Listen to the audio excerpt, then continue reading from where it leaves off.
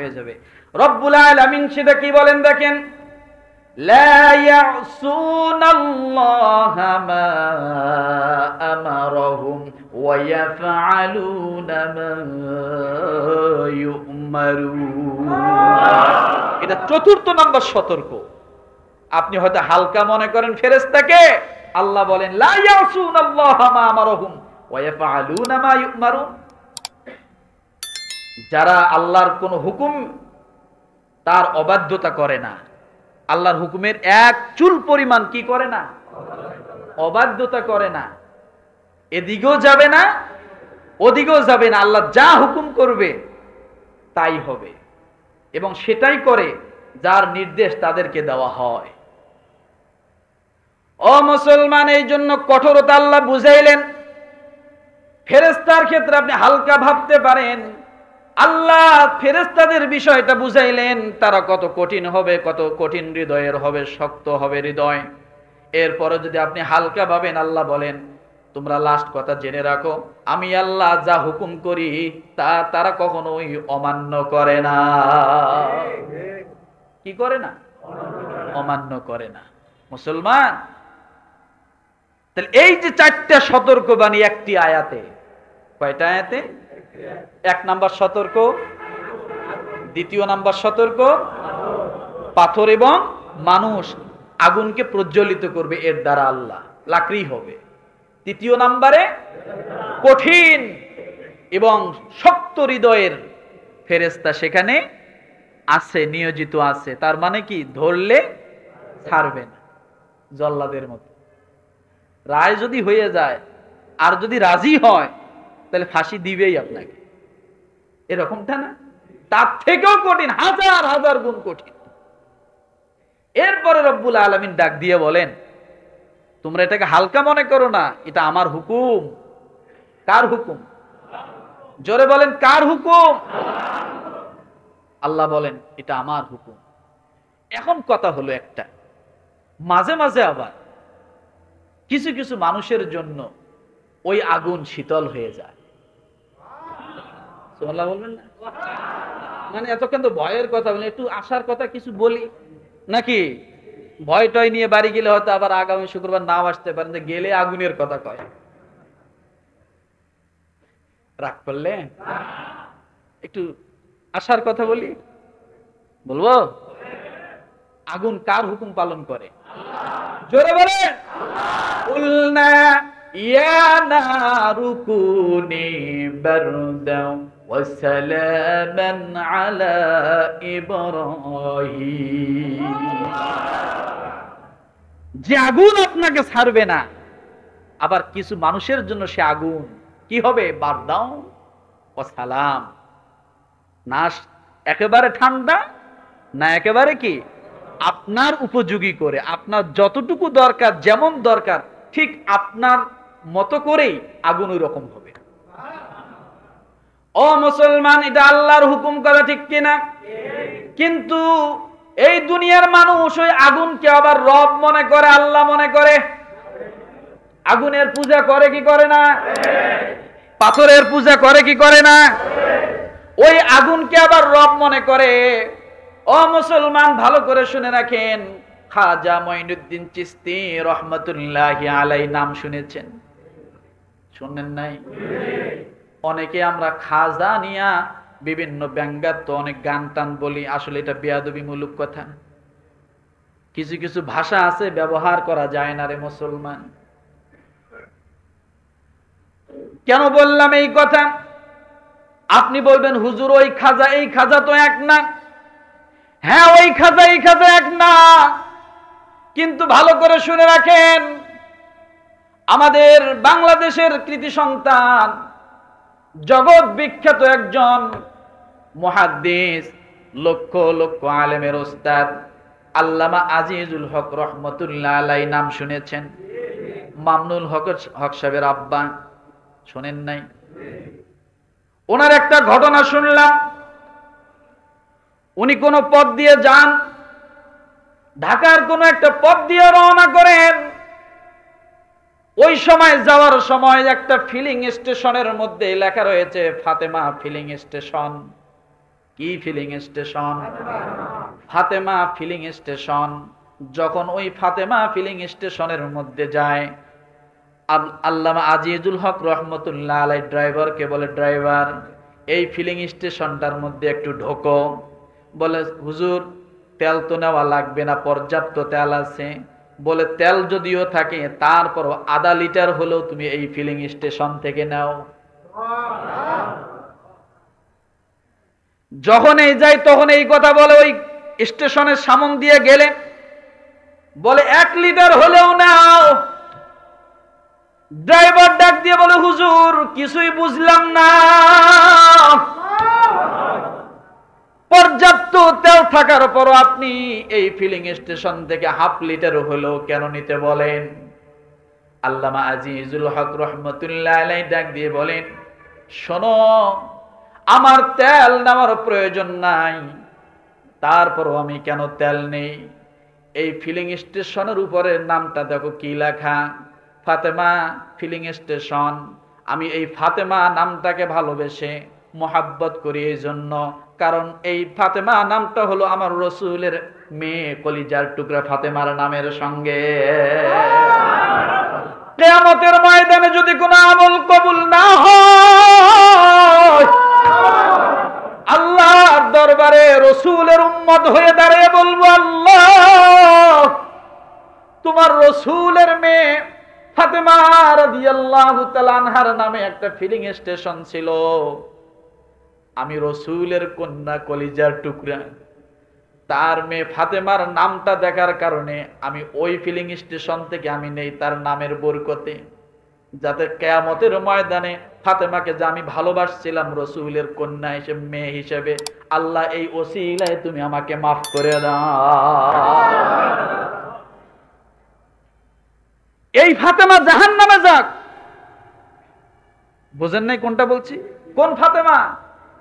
Feeling স্টেশনের ফাতেমা কোথায় যাক? কিন্তু নামটা কার সাথে? কার?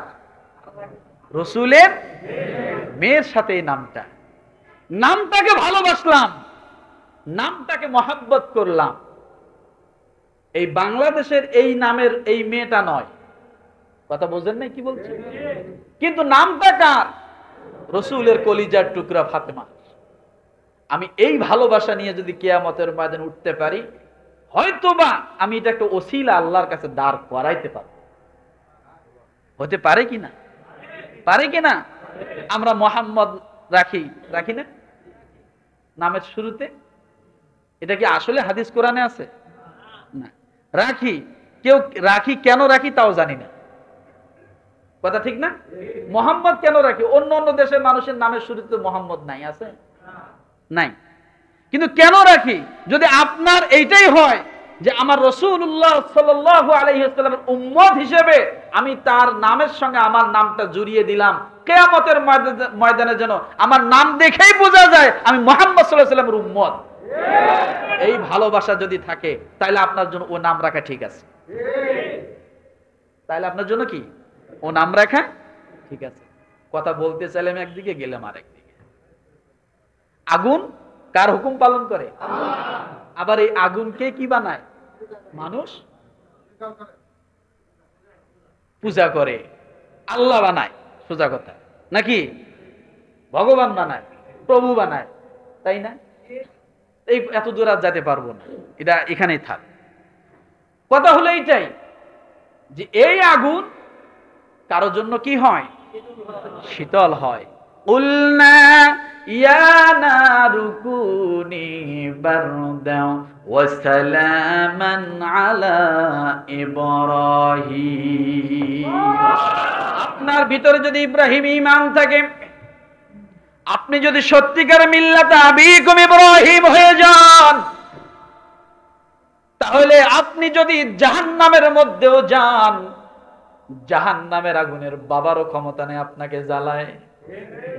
লাগবে কার ঈমান? ইব্রাহিম ঈমান। ইব্রাহিম আলাইহিস সালাম যে ঈমান এনেছিলেন আর যে ঈমান নিয়ে আগুনের মধ্যে ঝাঁপ দিয়েছিলেন, ওই রকম ঈমান যদি আপনি তৈরি করতে পারেন, তাহলে আপনার জন্য জাহান্নামটাও শীতল হয়ে যাবে, কথা ঠিক কিনা? আমাদের ঈমান তো লড়বড়, আমাদের ইমান কি লড়ো ভরো। 1000 টাকায় বিক্রি হয়, একটা বিড়ির কাছে বিক্রি হয়, একটা সুরটের কাছে বিক্রি হয়, একটা সিগারেটের কাছে বিক্রি হয়। ভোটের আগের দিন রাতের বেলা 500 টাকার একটা নোটের কাছে বিক্রি হয়ে যায়। আমার ইমানের দাম কয় টাকা? 500 টাকা। আর ইব্রাহিমী ইমানের দাম কয় টাকা? ওজন দিলে লাভ, কোন পৃথিবীর কোন পাল্লায় ওজন দিলে সমপরিমাণ হবে? সমপরিমাণ হবে? এক ঝাঁপ দিয়েছে আগুনে, আগুনে ঝাঁপ দিয়েই দেখে সেখানে জাজিমের বিছনা, ল্যাপ, কাতা, কম্বল যা লাগে সব আছে। ল্যাপ কয় আমারে টান দিয়ে নেন, বেশি ঠান্ডা লাগবে, লাগবে না। কাতা কম্বল কয় আমারে নেন, কয় লাগবে না। এদিকে নমরুদ কয় যা জীবন শেষ, ও তো পুরছে হাড্ডি, কয়লা, কলিজে, ফেপড়া আর মজ্জা, আশকুল্লে, বিসমিল্লাহ যা আছে সব পুরে ছাই। নমরুদকে দেখতো কি অবস্থা, একটা ফুসকি দিয়ে দেখে এরকম হেলান দিয়া আর বিভিন্ন ফল পাকড় সামনে একবার থোবা ধরে, ফুলের বাগান চতুর্দিকে হেলান দিয়া আঙ্গুর ফল খাচ্ছে। ইব্রাহিম আলাইহিস সালাম মুস্কি হাসি দিয়ে বলে কি, ওই চোখ এরকম করে, ভুল দেখলাম নাকি? আবার চোখ ছাড়িয়ে চোখ গোসলাইতেছে, ভুল টুল দেখলাম নাকি? আবার তাকায় দেখে, দেখে একই অবস্থা। এবার পাওয়ারই চশমা আইনে দেখে, কই একই অবস্থা। যতই দেখে নতুন নতুন কিছু দেখতেছে। নমরুদরে যা কাম হবে না বলে কেউ দিদি একেবারে জান্নাতের বাগানে বয়ে রয়েছে। কে করে এগুলা? কে করে?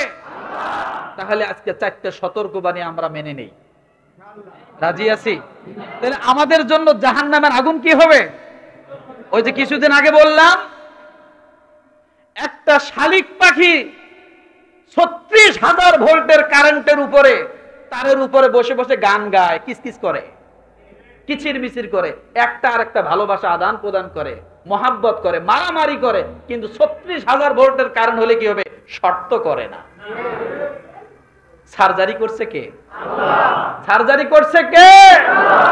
আপনি জাহান্নামে যদি যান আর কালেমার মালাটা যদি আপনার গলায় থাকে, রাসূল বলছেন শুধু তুমি যাবা, কালেমাটা একবার পড়বা, বাকিটা দেখার দায়িত্ব আমার। বাকিটা দেখার দায়িত্ব যখনই জাহান্নামের ফেরেশতা ধাক্কা দিয়ে দিবে, তখনই একবারে কি ফায়ার প্রুফ নাকি, আগুন যাতে না লাগে এমন ব্যবস্থা আল্লাহ তাআলা তার জন্য করে দেবে। ওই যে 36,000 ভোল্টের কারেন্টের তারের মধ্যে পাখি যেমন খেলাধুলা করে, এও যায় জাহান্নামের ভিতরে যায় দেখবেন যে গোলা শুট খেলতেছে। কি শুট? কি শুট? হাডুডু খেলতেছে। আরেকটাও গেছে ওই রকম, দুইজনে খুশিতে বাগবা। বাকিগুলো দেখে, দেখিয়ে কয় কি রে, আমরা জ্বলে পুড়ে ছাই হইতেছি আর এরা দিয়ে খেলাধুলা করতেছে, কারণটা কি? এখন জাহান্নামীরা ওখান থেকে দেখে ডাক দিবে, ওয়ানাদা আসহাবুল জান্নাতি আসহাবান নারি আন আফিদু আলাইনা মিনাল মাই আও মিম্মা রাযাকাকুমুল্লাহ। তোমরা এত আনন্দ, এত খাওয়া দাওয়া, এত কিছু তোমাদের জন্য কিছু দাও না, কিছু দাও, আইডিয়া মাইডিয়া যা কিছু আছে, জুটে মুটে যা কিছু, মাছ খাইছো কাটা দাও, রান খাইছো হাড্ডি দাও। তখন ওই জান্নাতীরা, ওই সমস্ত ভালো মানুষগুলো যাদেরকে আল্লাহ পছন্দ করে এই ব্যবস্থা করে দিবেন, রব্বুল আলামিন ডাক দিয়ে বলেন, ক্বালু ইন্নাল্লাহা হাররামাহুমা আলাল কাফিরিন।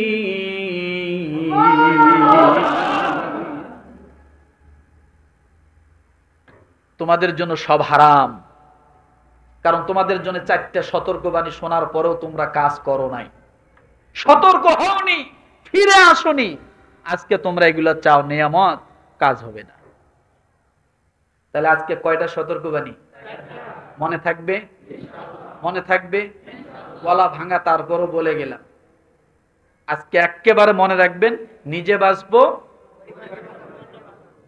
বেশি না, যাইয়াই চাপ দিয়ে না যে বোরকা কিনে দিলাম পরো, তাহলে কিন্তু বেকা হবে। ওভাবে না। মদ নিষিদ্ধ আয়াত কয়বারে নাজিল হয়েছে জানেন? একবারে? নো, মদ নিষিদ্ধ আয়াত 3 বারে নাজিল হয়েছে। কয়বার? কয়বার? কিছু ছাড়ো। এরপরে বলছে না খাইলে ভালো হয়, কি কয়বার হলো? এরপরে বলছে খাওয়া যাবে না, কয়বার হলো? কয়বার হলো? আর আমরা এখন এই বয়ান শুনি যায়, যদি একেবারে বোরকা একখান কিনে নিয়ে দেখো পর, এখন এই পর না হলে কিন্তু আমি জাহান্নামে যাব, কবে কোন আজরাইল আইলো। কথা ঠিক না? এভাবে না, ভালোবাসা দিয়ে, আদর দিয়ে, মহাব্বত দিয়ে আপনাকে এগুলা আস্তে আস্তে আনতে হবে। বেশি টানবেন না, ছিঁড়ে যাবে। কথা বোঝেন নাই? হেকমা, হেকমা, হেকমা। কোরআনুল কারীমের মধ্যে আল্লাহ তাআলা যত জায়গায় বিধানের কথা বলছেন, পাশাপাশি হেকমার কথা বলছেন। হেকমা কি জানেন? হেকমা কাকে বলে আরেকদিন বলবো। কি হেকমা? কি? জি না, না না, ওইটাই শুধু না। হেকমা হলো ওই জিনিস, দেখেন আমি বুঝাই, সময় আছে তো একটু, নাকি অফিস আছে? একটু বুঝে যান। অনেকে অনেক ভাবে বলে, আমি যেভাবে বলি দেখেন। হেকমা কি জিনিস? গোস্তের দোকানে গেছেন, 1 কেজি গোস্ত চাইছেন। 1 কেজি গোস্ত কত গ্রাম পান? 1000 গ্রাম। 1 কেজি গোস্ত আপনাকে 1000 গ্রামেই দিল, 1 গ্রামও বেশি দেয় নাই। আপনার মনটা বেজার না খুশি? খুশি না বেজার? কথা বলে না কেন? বেজার। এ কোন লোক রে? এতে কি রিবন বকিল, 1 গ্রামও বেশি দিল না, গোস্ত একটু 1 গ্রাম বেশি তাও কাটিয়ে রাখিয়ে দিল। কথা ঠিক না? আচ্ছা, তেলের দোকানে যান না, যা কি বলেন ভাই 1 লিটার তেল দেন, একে কাটায় কাটায় দাড়ি পাল্লা ধরে একেবারে কাটায় কাটায় আপনার 1 কেজি দিল, একে 1 গ্রামও বেশি দিল না। আপনি কিন্তু মানুষ, আর এর দোকানে আসা যাবে। কথা ঠিক না? তাহলে কাস্টমার কি হলো? ছুটে গেল। ওই গোস্তের দোকানে আর গোস্ত আপনি নিবেন না। কেন নিবেন না? কারণ আপনি তো যা পাও না তাই তো দিতেছে, তারপরও কেন কাস্টমার ছুটে যায়? বুঝতে হবে হেকমা দেওয়া হয় নাই। কি দেওয়া হয় নাই? হেকমা দেওয়া। ওই যে 1 কেজির পরে যে আরেকটু ঢালিয়ে দেয়, ওইটা হেকমা। সুবহানাল্লাহ বলেন, জোরে বলেন। 1 কেজির পরে যে আরেকটু বেশি দেয় না, ওইটার নাম কি? ওইটা দেয় জন্য কাস্টমার থাকে, না দিলে হেকমা হলো এইটাই জিনিস। এমন কিছু বিষয় যা প্রাপ্য তার থেকে একটু বেশি, এটার নাম কি? হেকমা। মনে থাকবে? মনে থাকবে? আমি যে ব্যাখ্যাটা করলাম খুঁজে বের করেন। কারণ বড়ই কিনতে গেছেন, 4-5টা বড়ই আগে খেয়ে ফেলাইছেন, আছে না? এ দিদি, হ্যাঁ বড়ই কি টক? 4-5 টাকা একটা টক নেওয়া যাবে না, 4টে কিন্তু খাওয়া কি শেষ। এখন যদি নেয়, আর ওই বড়াই বিক্রেতা গরিব মানুষটা যদি, আপনি কয় টাকা চাইছেন? 10 টাকা। 10 টাকার কয়টা হয়েছে? এতটা। কিন্তু উনি দেখে রাখছে আপনি খাইছেন কয়টা? 4টে। ওই 4টে কোন উঠে গেল, ভাই পলিথিনতে 4টে নিলা কেন? তো ভাই আগে যে 4টে খাইছেন নিব না। কথা ঠিক কিনা? ঠিক কিনা?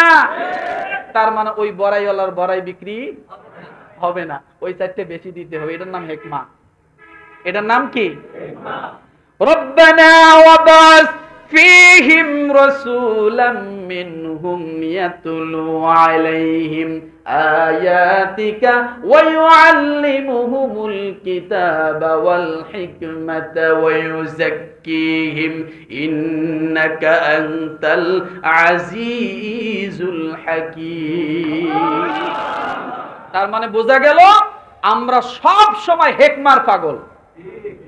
কিসের পাগল?